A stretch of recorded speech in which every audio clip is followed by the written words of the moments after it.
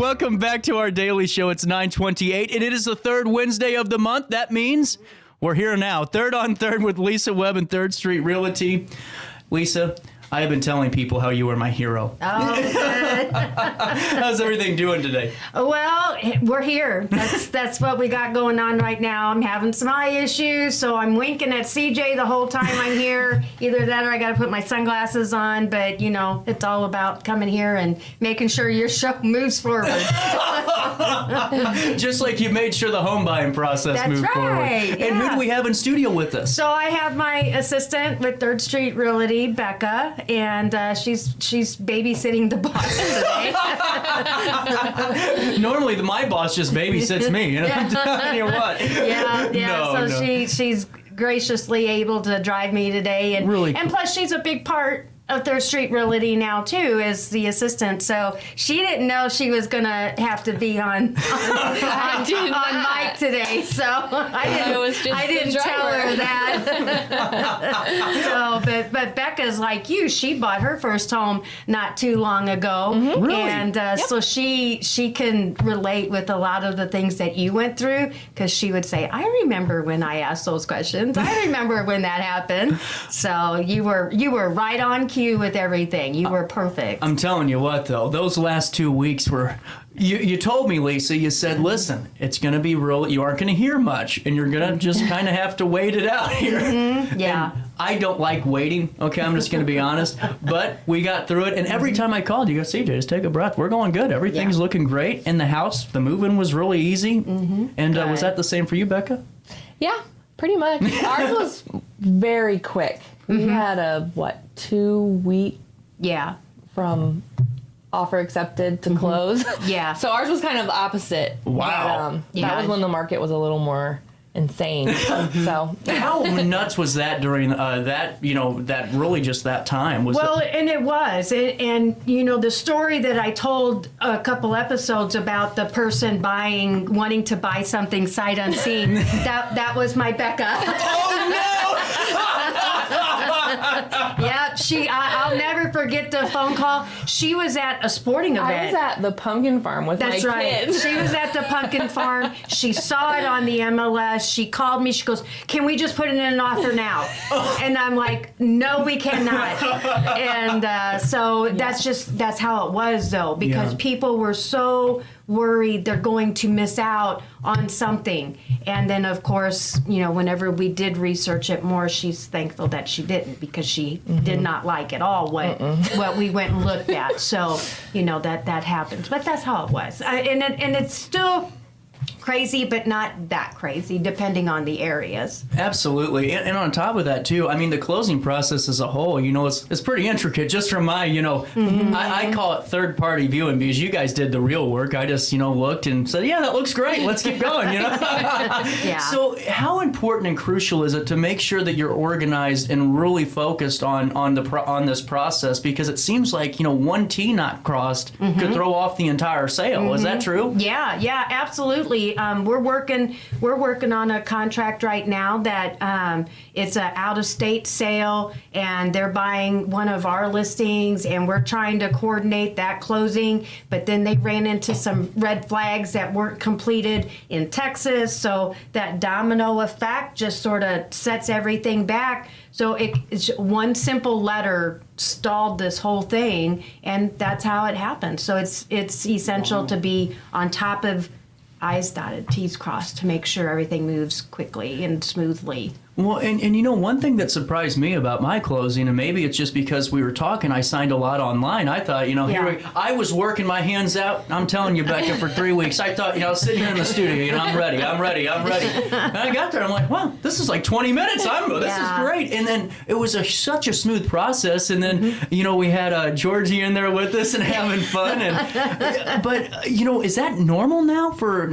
You know, I've been doing this for 8 years, and when I started, everybody was still doing wet signatures, not electronic, and stacks were really high. But over even just the past 8 years, a lot more lenders have done closings docs online before they get to the closing, which really helps now. Yeah. Because you could be sitting there for a long time signing, but plus you get even more confused when you're looking at all of these things. And sometimes the lender's there and sometimes the lender's not there to explain these documents to you. Mm-hmm. And so now you're waiting and trying to figure out what the title company's explaining, and it's not their lending docs.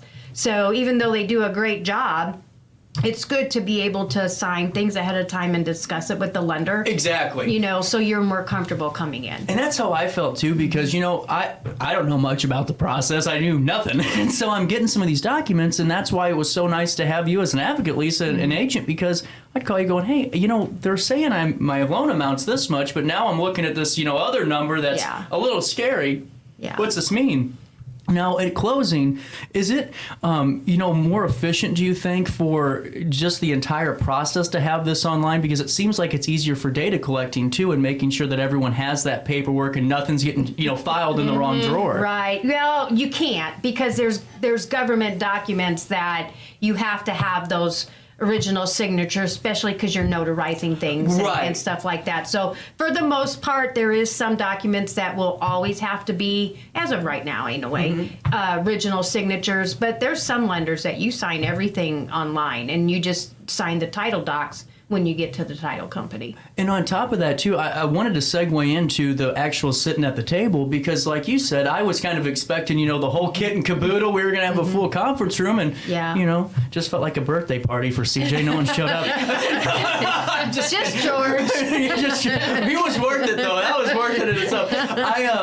So it's pretty normal for that to be the case, is it not? Mm-hmm. Yeah. And is there a reason for it, just because of, volume and clients and caseload and things like that? Yeah, some title companies you go to that are smaller, sometimes you have the buyer and the seller in the same room, but I'm always uncomfortable with that, just because I don't want them knowing all of your personal information, and you don't really want to know all of their stuff either. So it's sort of nice just to keep it separate. Now, Becca, I'm going to ask you this too. It's a two-person question on this. So I found it very awkward. Like you just said, if we were in the same room, because contrary to what I portray myself, I'm not really a meeting new people person, and it's a little kind of awkward. That passing moment. It's like, can I even say hi to them? How does this work? Did you feel the same way? I did. I felt the same way. And it was funny. I don't know if you remember, we were going for our final walkthrough, and we hadn't met the previous owners. I didn't know them, but it's a small town, so we have mutual friends, and that's how I heard about the house. And so when we came through, there was a lady, and they were the whole moving company. They were... Because they were relocating. So they were moving everything up. So there was a lady with the vacuuming, and was like, you don't see me. And I just thought it was, one of the movers. And then come to find out, and through an awkward exchange, like, oh no, this is the seller. Like, nice to meet you. Thank you so much. It was like, Yeah. So is it normal? I mean, is there like a rule that says you can't talk to the... No, absolutely not. And it's nice whenever you have the ability to speak and exchange conversation with the previous owner at closing, especially if there's things that you may not know about. If there's alarm systems, septic systems, different things like that. If there's just things that you would feel better having that explained from the person who lives there, so you can talk to them, but it is, I think everybody sort of gets that feeling like, oh, we're not going to talk to them. But it's okay, really. I just want to publicly apologize that, I could have said hi. I didn't mean that. I just thought, I was being safe. Yeah, but I mean, it is. People get that feeling like, ooh, maybe I shouldn't talk to them. But really, for the most part, I'd say 98% of the time, the sellers like to talk about their home that they're selling. Yeah. So. Well, that's actually good. Well, now I know for next time, whenever I use 3rd Street Realty again. Yeah. In 5 or 6 years when we have this conversation again, because you're going to need a bigger house. So yep. That's how we'll do it. Well, and it seems like, and just now to kind of break this down, my closing was really simple, Becca. I mean, it really was. You guys made it so easy for me, just sending me through the Dot Loop app and making sure I'm signing those or those papers and making sure everything's in a row. And Heck, we did our final walkthrough an hour before close. It looked great then. Yeah. Walked in, and I mean, I was in my new house within 2 hours. Yeah. Now you do have to tell everybody how I dropped. the Okay, key I down didn't into know the- if I could. I don't know this story. So Never a dull moment with all of us. So picture this. We're sitting there and we had the best companion. Georgie was awesome. You have a just a great family. It was so cool to meet Georgie. And we're walking through and it looks great and we're locking up and we're ready to go, Becca. And all of a sudden, you see, whoop, oh, I even missed. Right down the deck, and I lost a key already. Oh, So now we walk around and we go, oh, here's another key. We're good. Yeah. It's only for the back, Yeah. one of the doors. Yeah. And I'm in my dress, you know. It's like, and I'm like looking, and I told him like, you know, you're just gonna have to after we close. You're gonna have Welcome to to. homeownership. Yeah. It wasn't just looking. Lisa's on all hands and knees kind of going, I'm going to find this. So when I eventually redo the deck, I'll grab the key and all will be good in the world again. But that's how it goes. I mean, that's the fun part, though. I mean, you need to Yeah. have an agent that gets it and understands that things happen. So Yeah. just roll with it. Well, and the thing that I liked, Lisa, is you never treated me like a number. Yes. And I think that's always something I always tell people. It wasn't, you know, with some of these bigger companies or maybe franchises is the right way to put it. It seems like, you know, it's almost like, all right, you're number 147, and whenever your number's up again, we'll talk to you. But it was such a personal feeling that it made it exciting. You know, it made that process a lot less scary. Yeah, good. Now, Good deal. when we're going through closings, though, because mine was kind of, you know, straightforward, here's what we're doing. Yeah. Have there been, you know, some pretty derailing closing processes? Yeah, and you know, unfortunately, we don't like when those happen. Right. But people need to be educated ahead of time that things can happen. So when you're in closing, we talk about the word funding, and funding is when certain lenders. You close, you sign all of your documents. The title company has to send those documents back to the lender. They have to dot the I's and cross the T's again. And then they consider it good to go for funding, which means now you can close. If we close and we send those documents and we're waiting for funding, you basically aren't closed yet. So basically you can't have those keys. That is why it's very important to not close on a Friday at 4:00 in the afternoon, because if you have to wait for funding, it could take a little bit. And then if people go home, then here you are and you're sitting there and you can't close. That means you cannot get your keys. That means you cannot go into the house. That means your U-Haul, and this has happened, the U-Haul sitting out in the parking lot is going to stay there all weekend because you can't get in the house. Wow. So it's very important to remember have the agent ask the lender, is there funding? Ask the title company, whatever the case is, schedule those closings earlier. Make sure everybody has, again, it's all about having your ducks in a row. And it's a big thing with foreclosures. So real quick, we'll touch on funding for foreclosures, because a lot of times our foreclosures are done through email closing, where Okay. the wire gets sent, the buyer's signing everything electronically. That goes back to the asset manager and the closer, and you have to wait for funding. Well, these are sometimes government entities that are doing these fundings. You cannot have access to that home until it funds. And sometimes that will take 2 days for funding to come back. Wow. So it's very important. Not all lenders do it, Yeah. but it does happen in the foreclosure world a lot. So people have to understand that us as agents, we actually can get fined. Depending on the type of agency, we can get fined up to $10,000 by allowing people to enter into a home that shouldn't be there. I didn't realize that. Yeah, we can also get pulled. You know, they can pull our listings, and then we don't get to represent those banks anymore. And so I'm not going to put my license on the line, and I'm not going to, risk that chance for an investor. They just have to be patient. Well, and that's fascinating because to me, just like you said, I can see somebody going, all right, Lisa, come on, you know me. Come on, just, Yeah, absolutely. No one's going to know. Mm-hmm. And I bet that puts you guys in a tough spot sometimes because you're going, it's the rules. It's not me. It's Uncle Sam telling me I can't do this. Yeah, absolutely. And that's true. And there is agents that do allow it to happen, which to each his own, but that eventually can come back and wreak havoc because you're going to go in and you're going to do all of this work, and what if it doesn't close? What if the bank can't get a clear title or something and it doesn't close? Has that happened before?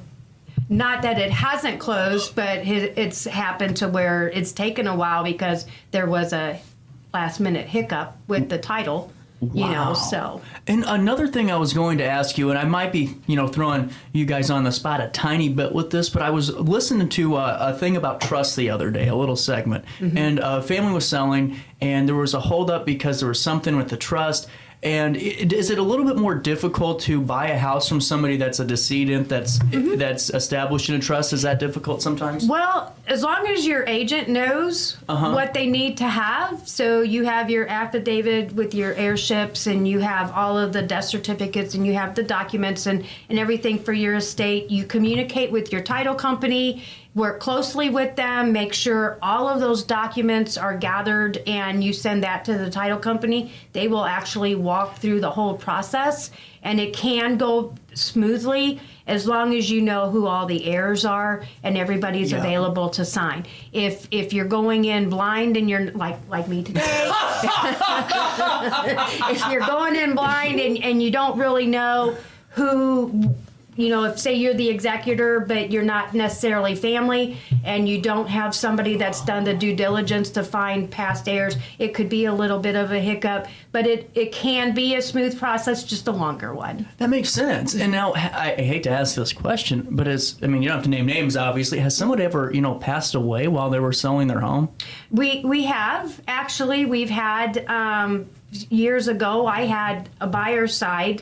I represented the buyers, and the seller passed away. We were under contract, and the seller passed away. However, in that particular case, the seller had her ducks in a row. So she had everything already prepared as far as who got what, and the children knew that mom was selling the house, and they were on board with that. So the children just stepped right in, signed what they needed to, and we were still able to close like we should be. It was very odd because that happened. But both parties, the agent that I worked with at the time was great, the listing agent, and we all communicated and handled it with great care and compassion for the family, and it worked out great. But it does happen. A few years back, they had a case where one of our agents passed, not mine, but a company agent passed away, and she had contracts on houses and stuff, and so they had to reassign that to the managing broker. But it happens. But it can still go through the steps, and the process can still take part. You just have to have that good working relationship. And then another part of that, just to kind of follow up, let's say the family goes, I never wanted mom or dad to sell this house to begin with, and now they're gone. We aren't selling. Can they still technically do that? If there's a will. Okay.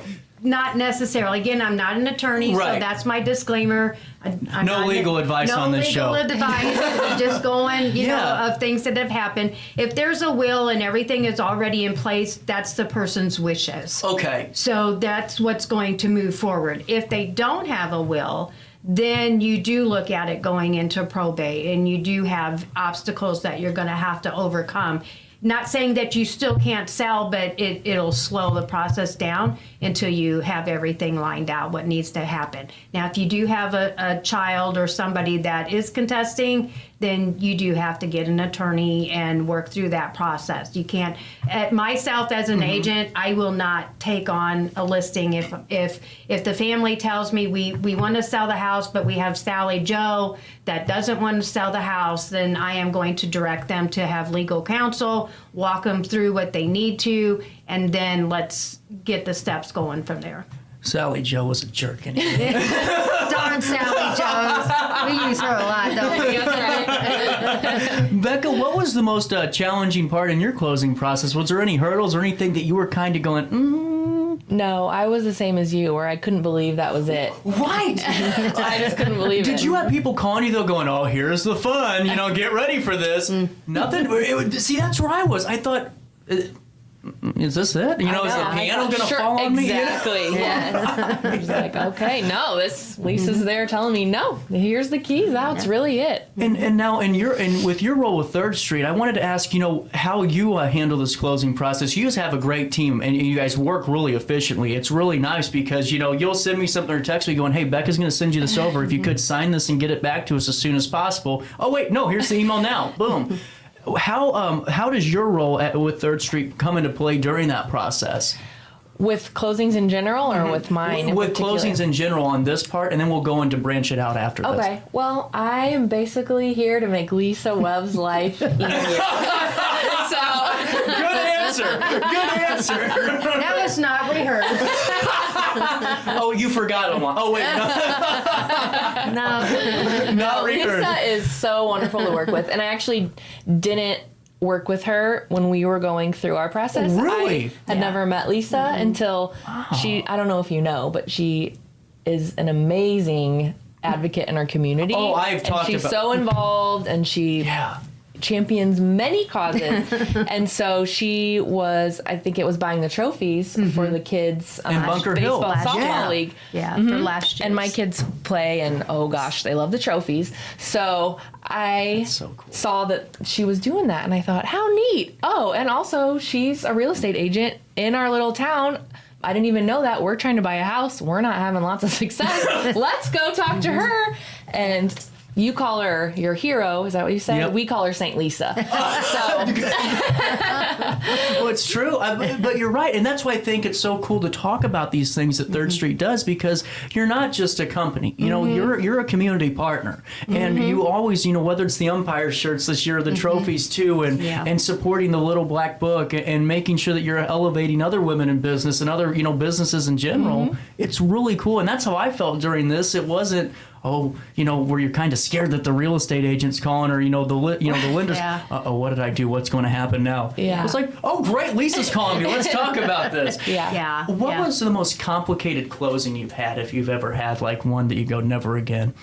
Oh, yeah. I mean, put me on the spot. Not Sorry. really. Well, there's not that I've really had complicated, but I think probably the ones where we're having to do back to back. Oh, I know one that just popped into my head. I had the listing, they were selling, they had horses and things like that they were buying in Missouri. And so we were trying to coordinate everything all on the same day. However, they had to trailer their horses back to Missouri, and so we had a little bit of delay. The horse trailer is in the parking lot at the title company because it's delayed, and so their horses are out there, and so we're trying to get everything lined up with where they're going in Missouri, and it's just they were up all these poor kids. They were up all night. They had little ones. They had chickens, goats, horses. And they were up all night cleaning the house, trying to get it finally packed. They come to closing exhausted because they have not been to bed with the horse trailer in the parking lot at the title company full of horses trying to get to Missouri and get through this. Oh, my So not that it was complicated. It was Right. just exhausting. For them. So God. yeah. So they're horses, chickens, cows, whatever, kids. Oh my. Yeah. But if you think about it, all of that stuff, people don't realize all of that comes into play when you have to move. Yeah. Well, and that's what I was going to ask you about, some of maybe your tips for do's and don'ts of the close. To me, my biggest one is don't go out and party the night before, or go out and have a drink or two, because you got to be focused on this, because you're reading some pretty important documents. Do you have any tips or tricks for folks that are looking at this? I would go with that. Don't think that it's over yet, because it's not, you're not officially closed on your house until we hand you those keys and you sign that last thing. So don't go out and night before start buying furniture, figure, oh, I'm going to change my job, I'm going to do this, I'm going to do that. Don't do that. You're not closed yet, because things can still happen. Don't go out all night, because you have to be there focused and ready to go. If you're selling, if at all possible, don't wait till the last minute to have your items out of the house. Yeah. Get them out at least, 5 days before closing, so that way they can schedule the final walkthrough. It's clean, it's presented well, and they're not having to stumble over things because you're still trying to move things out. That makes sense. Now, I wanted to ask you this. I found, just to follow up on that, that's kind of fascinating. Have you ever had somebody, or maybe heard of a story, let's say somebody was not prepared, mentally for that closing that day. Do you have to postpone a closing because, somebody, let's say, the seller comes in and maybe they're not coherent that day? I'm just trying to think of those weird. Well, if you have a situation that somebody isn't in their right mind, then you can't do, of course, legally anything. If somebody is not in their right mind for whatever reason, all parties have to understand that typically in a court of law, again, disclaimer, I'm not an attorney. No legal advice here at all. But typically in a court of law, if somebody comes in and they're not in their right mind and they sign something, they can come back and say, oh, I didn't know what that was. Right. So we definitely want to make sure everybody's mentally prepared and physically prepared more than 24 hours before closing. Absolutely. You need to communicate as we're doing the countdown. That's sort of where Becca does with ours. She's sending out things, she's checking on things, and then you and I are having a conversation. We're going over settlement statements ahead of time, looking at things. We're talking on the phone. You cannot, there's been a lot of times, not with us, but with other conversations, where closing times have changed. Nobody knows. Agents don't know, buyers or sellers don't know, and it's because there's lack of communication. You have to communicate with your clients of the processes that are going on so they do stay in their right mind and be able to focus on what needs to be done. Because you have a lot of money on the line. It's a big investment, not only for you as a buyer, but for that seller. True. And it can be a very quick domino effect. If that seller's having to go somewhere else and you're backing out at the closing table, then that means maybe they can't close on their house.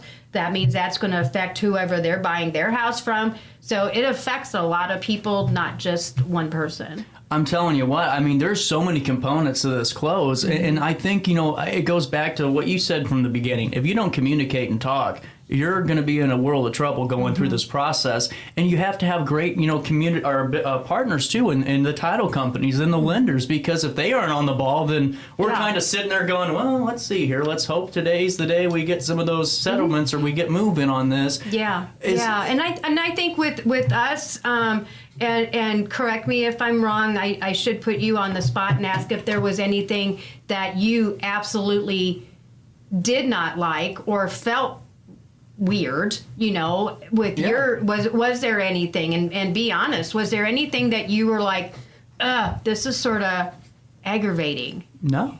Seriously, and I mean that. I told people the only thing that was aggravating was trying to figure out that final close date, but that was not anything we could control. We were waiting on a grant, and we had people out of town, and we were trying to organize it. So that was just the only thing going, man, I wish I can get in there sooner. Yeah. Yes. Good. But that's important. Yeah. And I know some of the episodes coming up, we're going to talk about grants. We're going to talk about different lenders and things like that.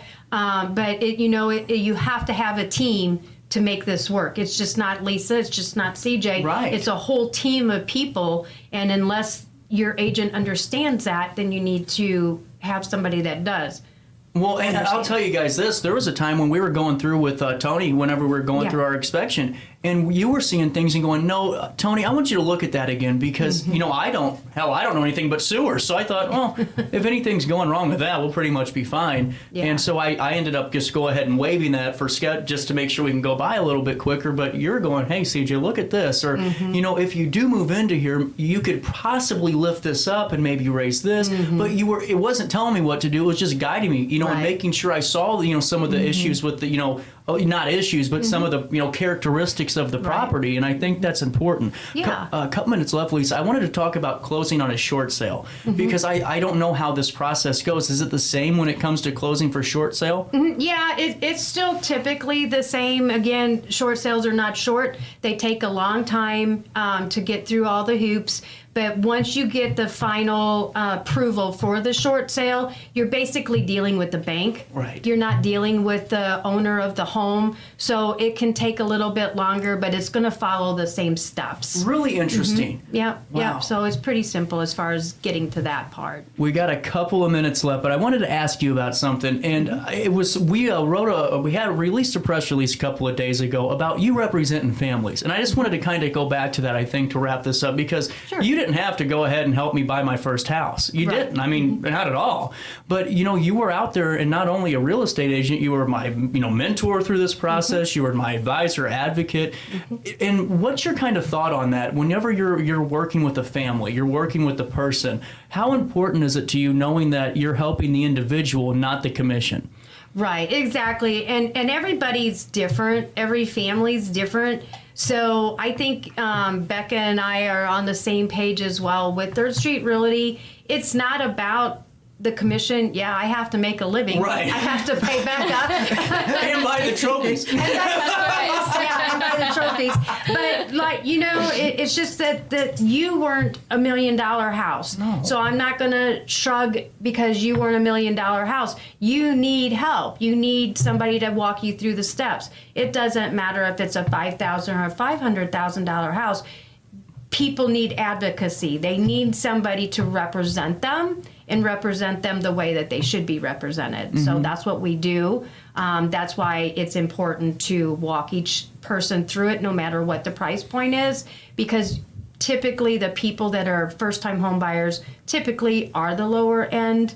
Typically, you're not Yeah. going to go out in our area No. and buy a $300,000, $400,000 house. It doesn't matter, though. You still wouldn't know what you're doing, and you still need to have help with that. Absolutely, yeah. But newsflash, I don't make $1 million a year. Someone thought I was just loaded. They thought I was getting paid. I'm just a local talk show host. I'm not Walter Cronkite over here. Not yet. Not yet. Stay tuned. I really think it's important to highlight that because I wouldn't have had it any other way. I thought about that because I was sitting there in that first kind of couple of minutes, the world's, kind of stopped for a couple of seconds. You're kind of just taking it in your new house. And I'm going, yeah, no, everything I would have done it the same. Good. Identically the same. Now, I did have to replace a thermostat, but that's okay. I know, right? That was We funny. had that conversation. I'm like, how's things going? He goes, well, first time I had to replace a thermostat. I'm like, welcome to homeownership. Sign on that dotted line and something's going to go break somewhere. Right. Well, and the thing is, it's just, I wanted to highlight that is you aren't here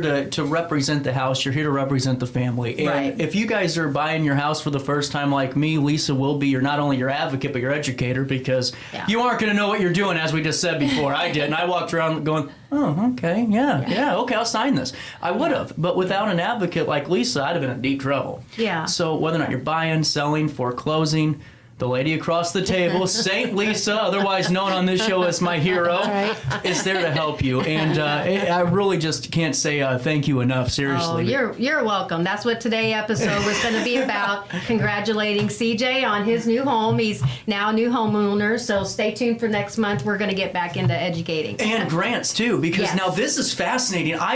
So Lisa in the news, behind the scenes, we were talking about the segment, and Lisa said, well, let's talk about your clothes. And I said, okay. But we started talking about grants a little bit, so I was doing a little bit of research, and God dang, I have not seen, I couldn't have believed the amount of grants for, renovation grants and all these different aspects of it. And one last thing, I was sitting at Johnson's Corner, and I swear to you, I was sitting there at the corner, my little spot, and an older woman comes up and she goes, CJ, we just wanted to say thank you for your real estate segment because Really? we were talking about buying in a tight market. Yeah. And you Oh, said yeah. it might not be a bad thing to, not go and bombard people and solicit, but just, ask and see if they're going to sell.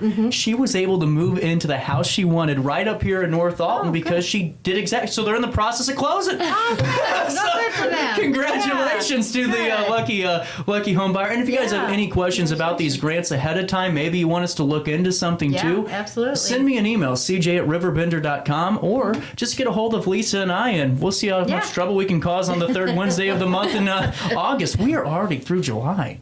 Yeah, already. Yeah, absolutely. Is there anything that we need to fill in our audience on? Is there any upcoming listings, any open houses that we'd like to fill people We in do on? we do have a couple investment properties, one in Fidelity that's on the market now, one in Carrollton. That's a on the nice market. property in Carrollton. It looks nice in the pictures. It needs a lot of work. Full renovation, full disclosure, it does need some love.